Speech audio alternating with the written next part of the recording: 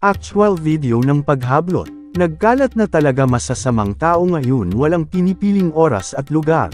Yung putol nung kwintas pwede mo balikan, antayin ka namin. Pilipinas, kung mahal, ano na ang nangyari sa bansa natin, ganyan na ba talaga ang mga Pinoy? Paano ba ito sugpuin? Narito ang actual footage. 22 lang.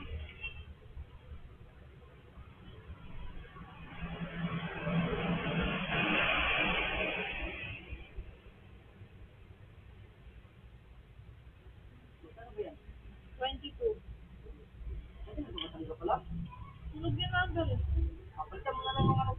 Uy! Gago ka! Isang ko yan! Ay!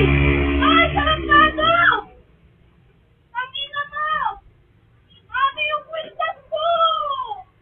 Makikita sa footage na hinablat ng isang magnanakaw ang kwentas ni ate. Ano sa palagay mo ang ganitong mudos? Dapat ba itong baliwalain? At sa panahon ngayon ay nagkalat na sila ang lakas loob nilang magnakaw. Para saan ba nila ito agagamitin? Kadahilanan ba sa sobrang mahal ng bilihin? O di kaya ginamit sa bisyo? Kayo mga Mr. Kasagpa, ano ang opinion mo sa ganitong pangyayari? Nakabahala ito, baka dumating sa point na manghers ito. Kailangan lang natin ng pinono na kamay na bakal para patahimikin ang mga taong kriminal.